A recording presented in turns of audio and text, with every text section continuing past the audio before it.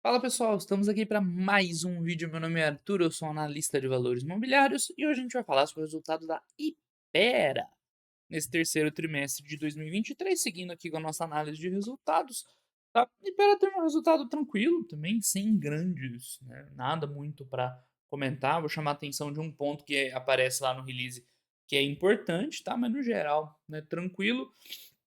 De novo, né, vai caber bem nesse modelo novo aí de vídeos um pouco mais curtos, mais objetivos, que a gente foca nos pontos principais, tá? Então, enfim, é uma empresa boa, vale a pena a gente acompanhar aí todo o trimestre, tá? Então, empresa farmacêutica tem muitas marcas fortes, então ela atua em vários, né, subsegmentos, vamos dizer assim, da indústria farmacêutica, fabricando vários produtos diferentes, alguns de marca, outros, né, ela tem a linha de genéricos, veio com a Neoquímica, agora está entrando no mercado de grande volume, tá, cada mercado desse é um pouquinho diferente, tá? Então a Hypera faz de tudo um pouco. Ela só não é muito comparável com aquelas grandes big pharmas lá do exterior que fazem pesquisa de produto muito inovador, tá? A Hypera não tá nesse nível.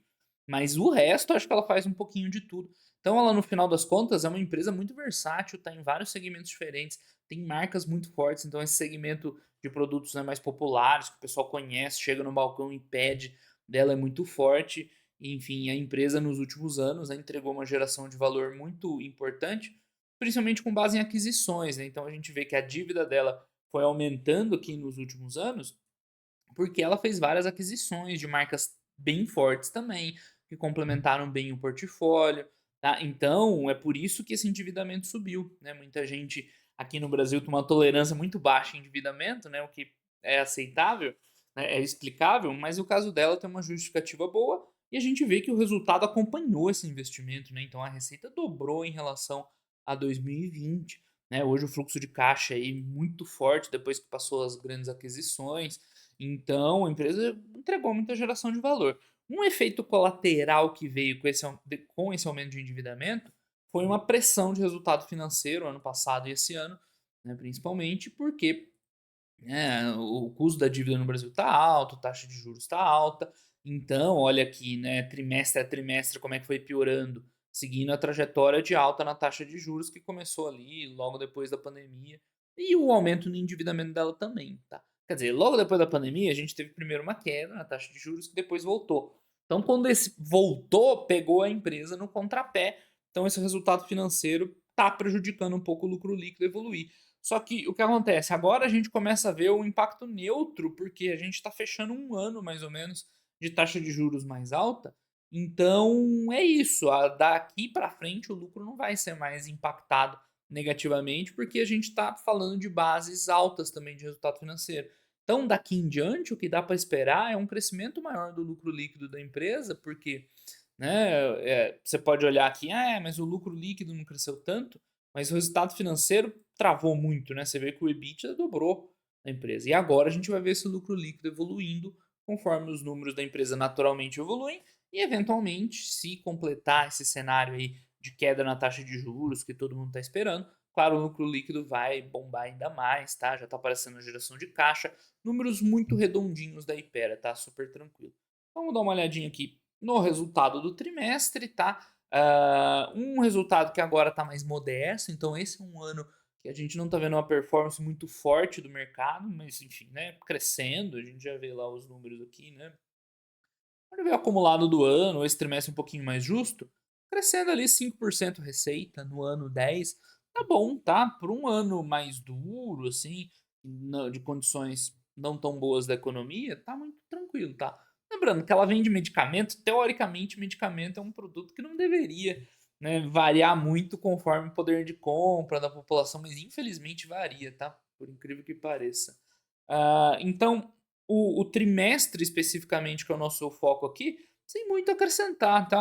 A receita crescendo 5, lucro bruto mais ou menos 5 também, EBITDA um pouquinho mais, é um pouquinho de ganho de margem, lucro líquido já está crescendo, acompanhando os outros indicadores por aquilo que eu expliquei, né? O impacto negativo da piora do resultado financeiro. Agora a gente está, né, overlapping, né, que vocês falam em inglês, ou seja, a gente está comparando com uma base que também está alta. Então, os números delas estão tranquilos. Tem um ponto aqui que eu queria destacar, que é um ponto que precisa acompanhar, tá? Que é esse aqui.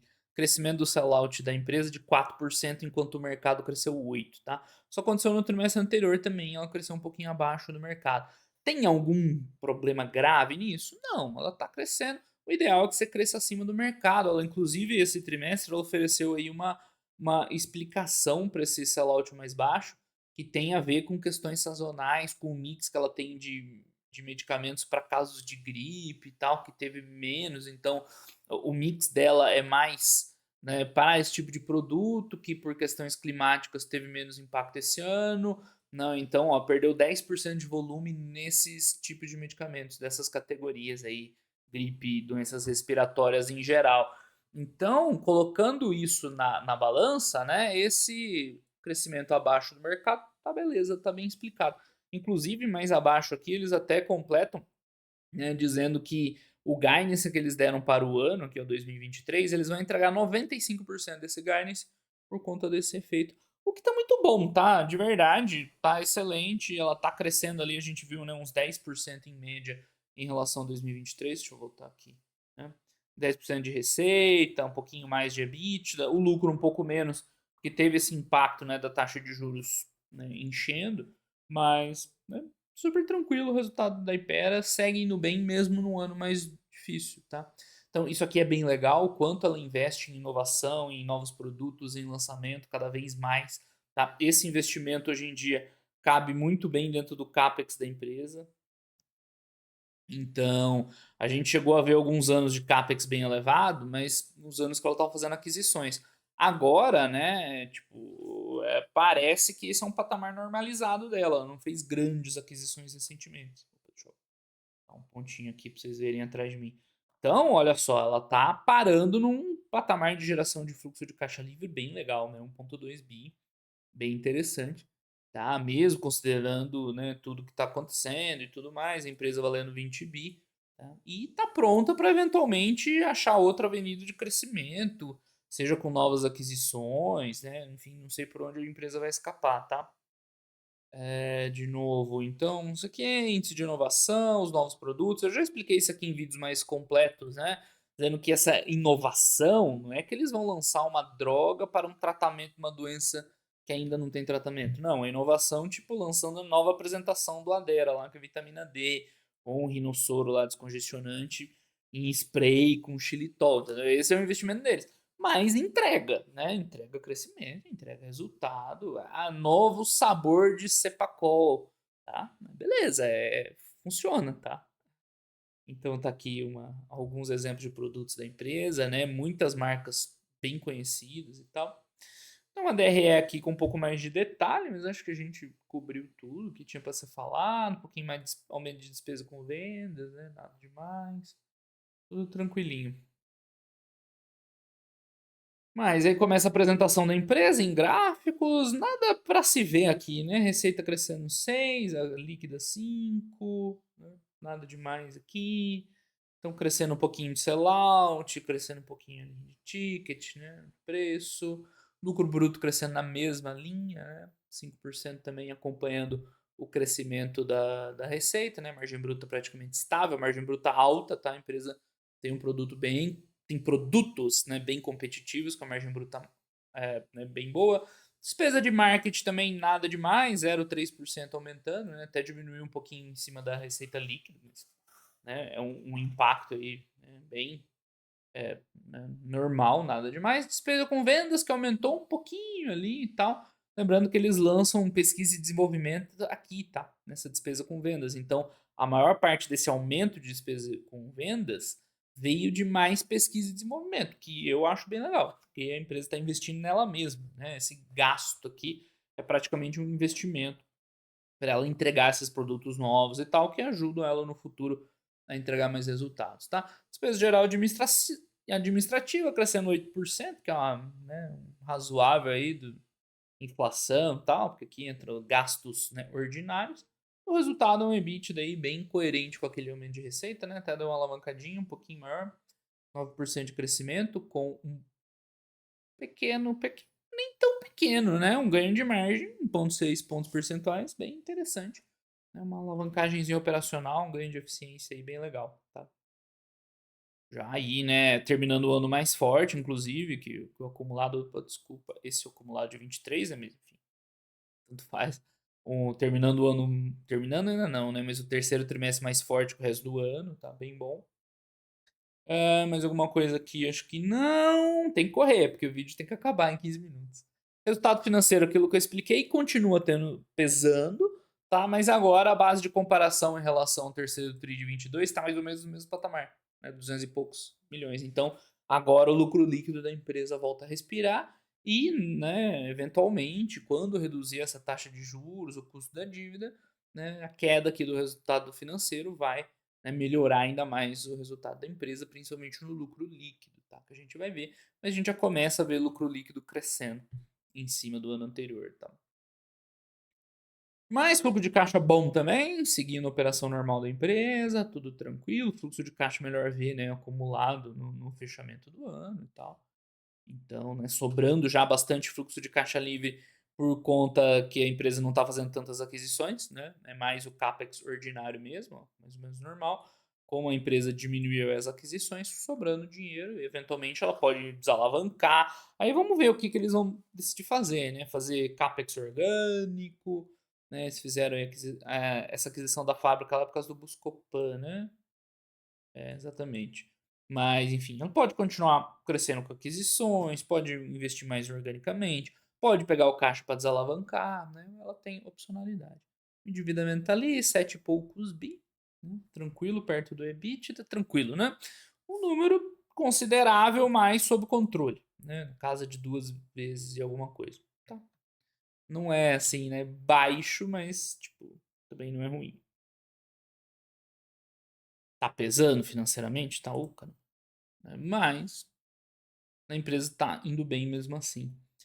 Capital de giro, crédito, blá blá blá, EBITDA tranquilo, tá aí, né? Aqui começa o resultado em inglês. Isso, tem uns anexos, resultado em inglês. Então é isso, pessoal. O resultado da Ipera, nada demais, né? Seguindo aí, ó, tem um vídeo do trimestre anterior para quem quiser ver. Olha lá o que a gente anotou no segundo tri, tá? Atenção, sellout mais baixo, né? Acompanhar esse dado no próximo trimestre.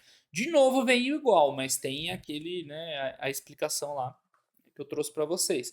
É um mix específico de produtos, né, que vai continuar até vindo abaixo, que caiu 10%, na verdade, né?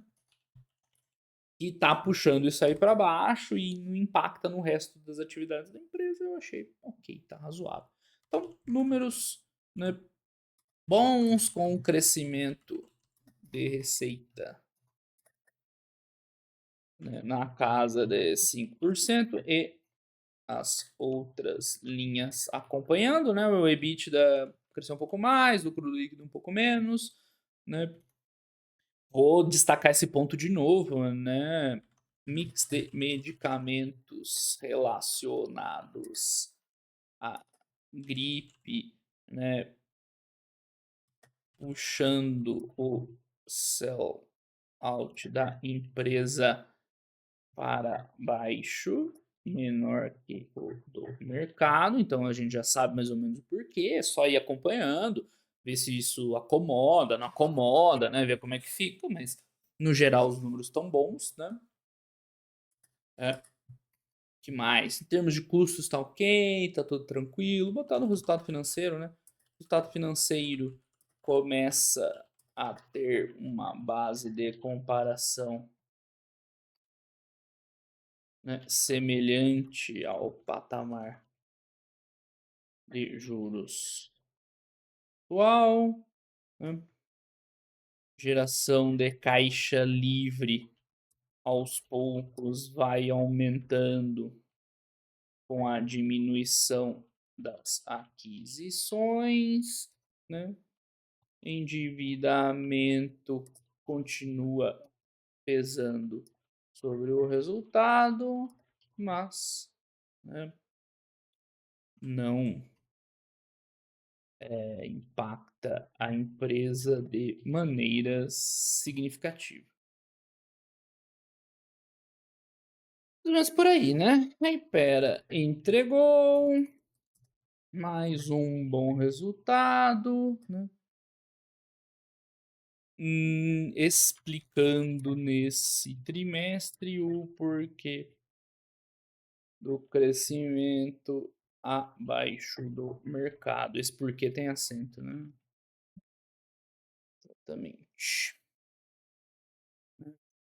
Aparentemente, um ano tranquilo de consolidação da empresa, que em breve deve ter resultados melhores com a queda na taxa de juros e que devemos acompanhar quais serão os próximos passos, né? Desde que eu comecei a acompanhar a Hypera, ela nunca tinha dado uma parada para respirar igual ela deu agora, né? Dá uma diminuída e tal. Deixa eu tirar esse e colocar um novo. Ela era aquisição em cima de aquisição, né? Acelerando dívida e tal. Agora ela deu uma parada para respirar, né, como eu chamei. E aí vamos ver o que ela vai fazer com esse dinheiro que opa, tá atrás de mim aqui. Que começa a sobrar. Se ela vai, né, ter um esforço para desalavancar, se ela vai meter outra aquisição, se ela vai acelerar desenvolvimento interno, né? A empresa tem opções hoje, ela pode escolher mais ou menos o que fazer. E aí é só ir acompanhando, né? Mas o resultado dela hoje está tranquilo. É claro que o Impera, com o histórico que ela tem de crescimento e tal, você espera um pouco mais de dinamismo, né? Um resultado mais dinâmico, crescendo e tal. Mas tá bom, né? Um aninho ali mais devagar, mesmo assim crescendo, tá super tranquilo, né? Colhendo os frutos dos investimentos dos últimos anos. Tá certo, pessoal? Então por hoje é só. Esse foi o vídeo sobre os resultados da Impera. Grande abraço aí para todo mundo e até os próximos vídeos. Valeu!